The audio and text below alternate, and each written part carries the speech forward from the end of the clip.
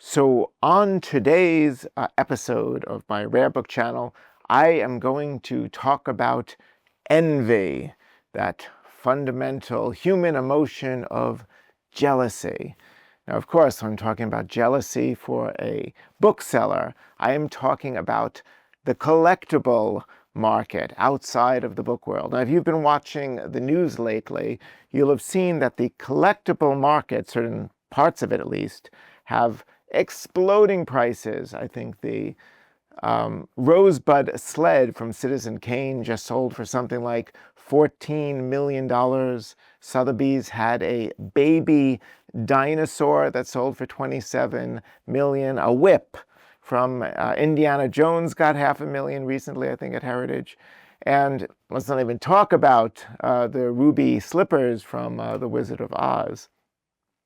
But of course, that gets everybody's blood boiling in the book business. Why aren't books worth that type of money? And rather than thinking about, honestly, jealousy, I have to think, how does the collectible market influence the book market?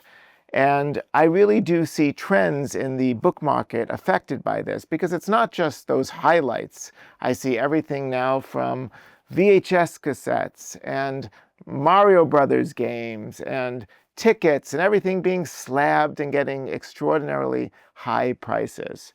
So I do see these trends in the book industry.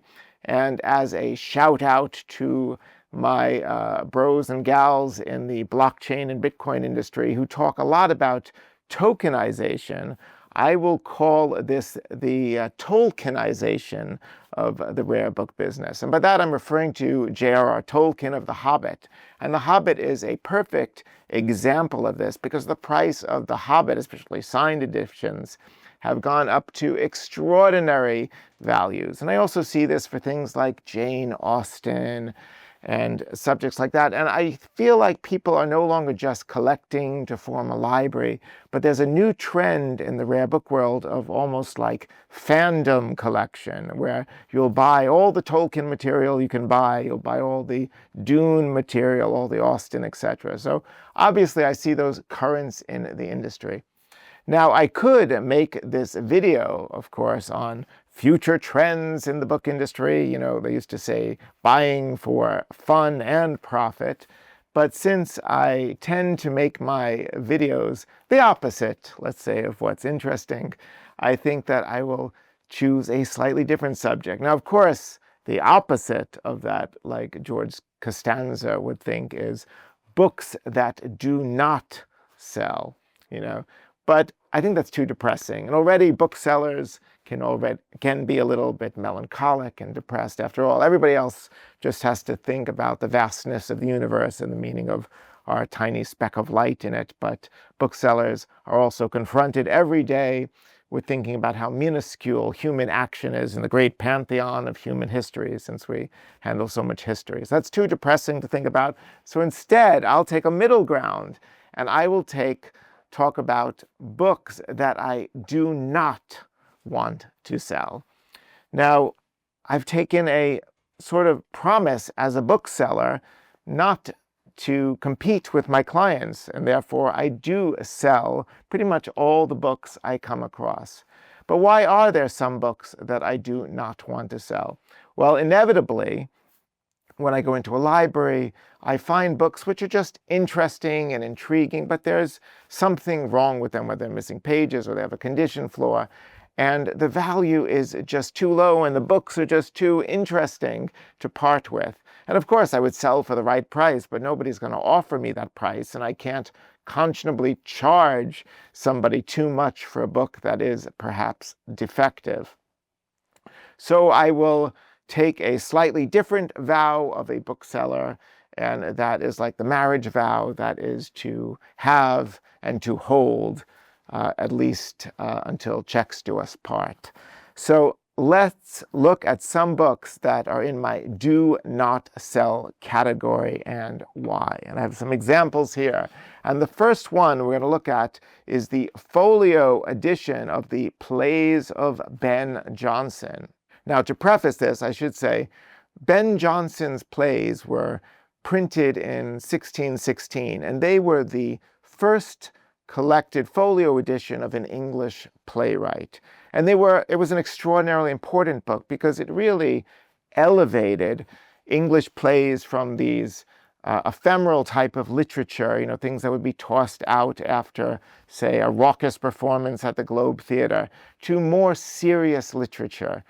And the book itself had tremendous influence in the publishing world because it inspired the printing in 1623 of Shakespeare's first folio, directly inspired it. And without that 1623 printing of Shakespeare, many of Shakespeare's plays probably would have been lost to posterity. So because of the 1616 printing of Ben Jonson, we have Shakespeare's plays. And you see even some of that immediate crossover if you've ever seen a first folio of Shakespeare in the fine Martin Droschett portrait in the front. There's a poem right opposite it of Ben Jonson that begins, the picture that thou seest put, it was for gentle Shakespeare cut.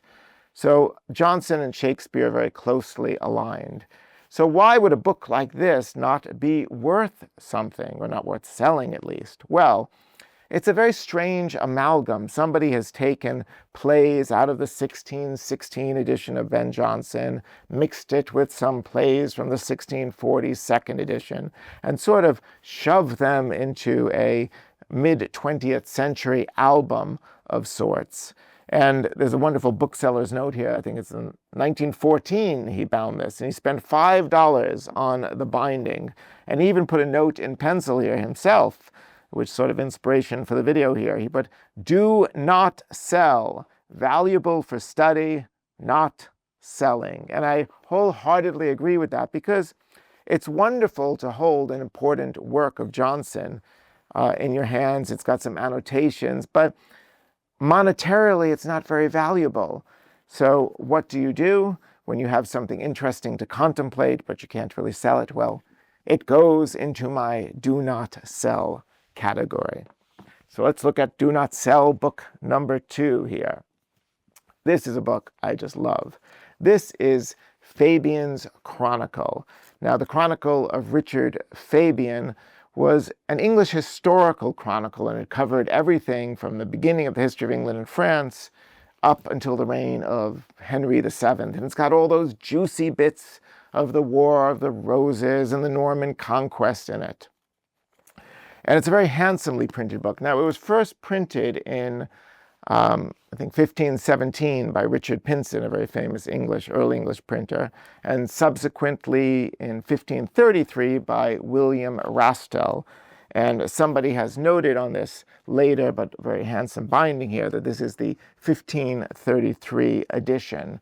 However, looking at it very quickly, and I don't always look at all the books on my Do Not Sell pile, it is not the 1533 edition, it's actually the 1559 edition. And we know that because there is a small note here that somebody's put probably in a late 18th century hand, right after Henry VII and before Henry VIII, where they write, the edition of 1533 only covers up to here.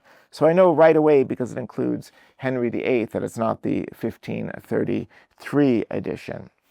Now, I particularly love this historical chronicle, and it was very important in terms of English history because it was eventually only superseded, I think, by Holinshed's Chronicle, which was a famous history later on that Shakespeare used in all his plays. But it's a chronicle written by Richard Fabian, and he was an English merchant of the 16th century, an alderman, somebody prominent in the city of London. And consequently, you get a view of history from the vantage point of someone in the upper middle classes, rather than somebody coming, say, down from the church, which is a rather interesting vantage point to consider. Another thing I love about the book, and talking about Henry VIII, is Henry VIII disapproved of this chronicle. The reason he disapproved of it is it wasn't, I would say, sufficiently supportive of the Tudor claim to the throne. I think it favored Richard III. And along with Cardinal Wolsey, his very famous advisor, they tried to suppress copies of the book. Now, some people, when they do YouTube videos, use a teleprompter in front of them with all of the words rolling. And I don't do that because I don't need that. I can rely instead on my little teleprompter right in front of me and read, actually, these notes in an old English hand to you, which serve the same purpose. And it talks about the two very points I just made. This chronicle was written by Robert Fabian, an eminent merchant of the city of London who died in 1512. This was printed in London in 1559. And it says Cardinal Wolsey was said to have caused all of the copies of this book to be burned because of church patrimony was too plainly discovered. So I don't know if he really tried to burn them all or at least tried to suppress them, but you often find copies that are missing pages, and possibly because they were suppressed or the pages removed like a title page, so it wasn't obvious what book you owned.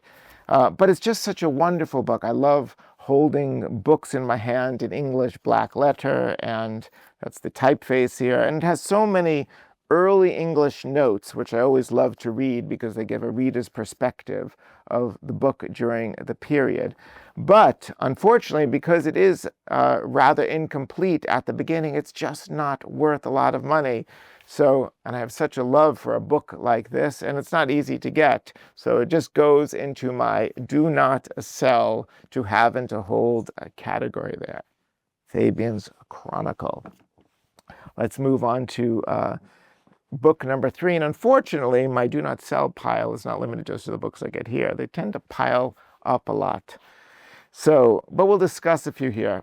Anyway, book number 3 is a wonderful book. This is a 1507 edition of the Roman Histories of Livy, the famous Roman historian. But this has been translated into German in the German vernacular of the period. It combines not only Roman history, but a lot of medieval storytelling as well. And it's filled with beautiful woodcuts. And these woodcuts really, cross over from international High Gothic into the German Renaissance. And you see, like I say, the medieval storytelling here. It says here, the life of the King Marcus, and it shows the killing of a great dragon. Now, actually, I don't know who King Marcus is. That might be a reference to Marcus Aurelius or a Roman general or something. And I tend only, of course, to be familiar with George or Michael and the killing of the dragon. But a wonderful depiction of a dragon there in a woodcut. Now, this was printed in Strasbourg by Johann Gruninger, a very famous printer of the period. And I have a personal love of Gruninger because I think one of the first books I ever bought, at least first incunables I ever bought, was a 1496 edition by Gruninger of the works of Terence, the plays of Terence. And that is a famous illustrated book that shows the first illustrations ever of the theater. And I was so in love with how they were drawn. So whenever I see a Gruninger book, which tend to be well illustrated with these absolutely charming and beautiful woodcut illustrations, I gravitate right towards it. Now, these woodcut illustrations are in, German high Renaissance style, in the greater circle of Albrecht Dürer and probably the more immediate circle of Hans Birkmeier. And to go back to the collectible field, again, I think they just sold a Birkin bag for $10 million, the first bag of Jane Birkin. But people will pay a lot of money for a Birkin. I don't know if they'll pay for a Birkmeier. So that unfortunately means this has to go into the do not sell category because I love the book so much and no one would pay me a price sufficient to part with that. Let's go on to book number 4, a rather miserable volume, beat up and in terrible conditions with water stains, which of course means it's in the do not sell category. But what is the book? This is Della Perspectiva. It's a book on perspective by Daniel Barbaro. Now, he was a close friend of Palladio, the great architect, and I love books on perspective because a 16th century book like this really sits at the intersection of art and science.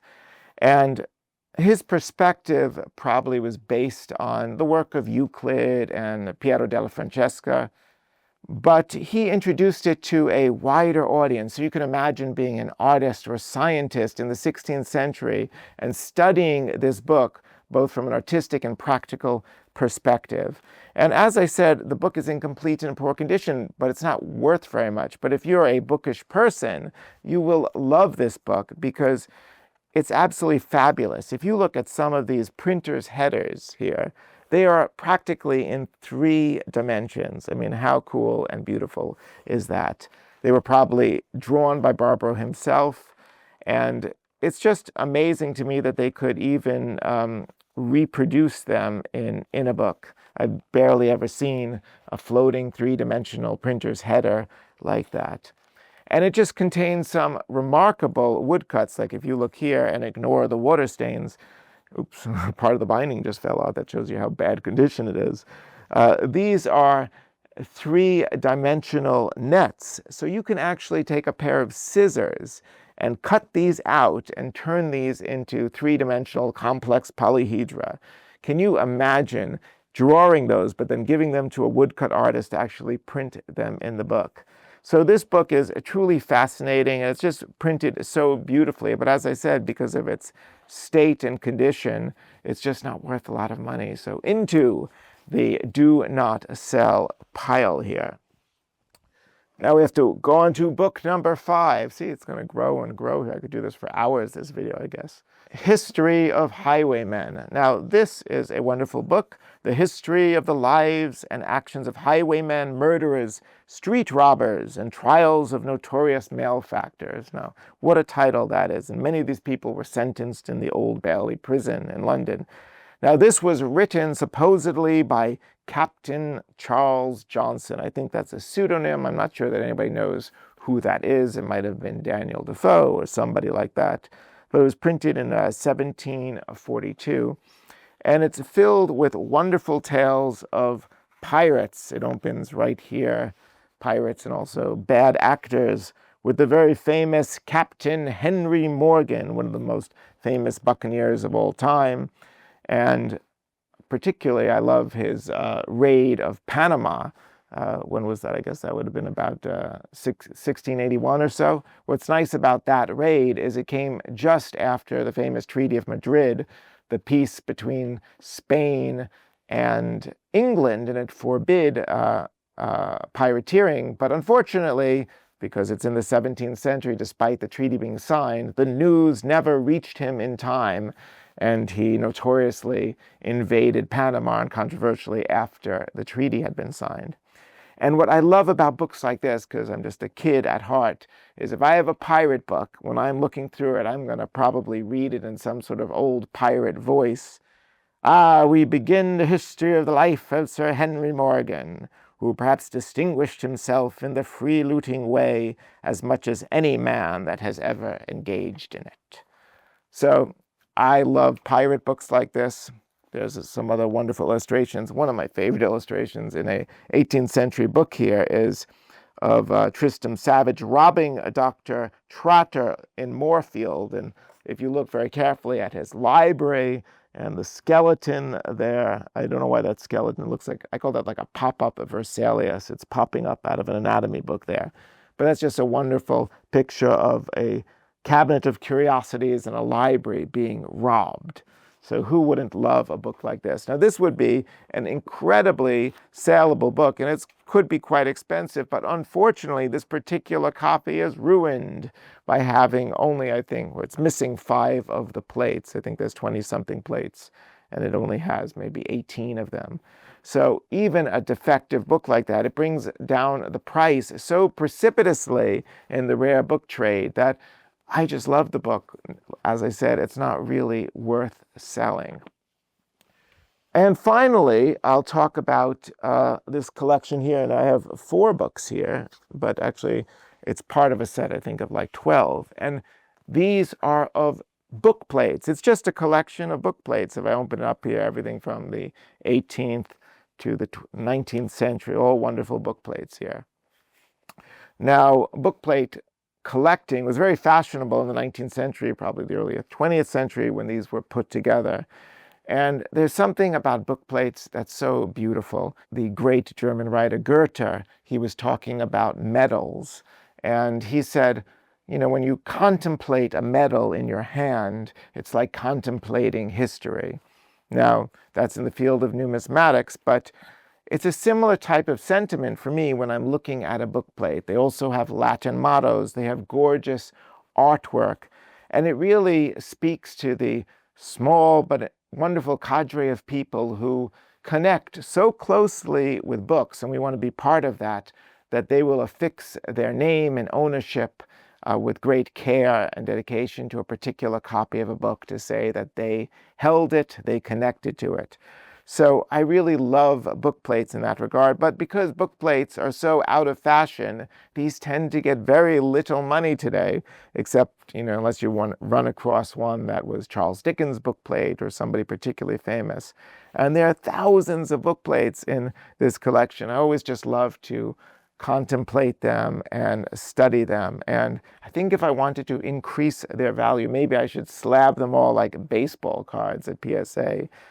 For having a 10 out of 10 grading for Kathleen Lay's bookmark here. So a book plate collection I probably can sell because I just love it too much. So those are all the types of books that unfortunately I have broken my sacred vow as a bookseller to actually sell books, and I tend to keep them. Now, as I said, eventually somebody will probably pry them from my hands as I get distracted with other things, or you catch me off guard on a day and I say, fine, I'll let that go. But until then, they're with me.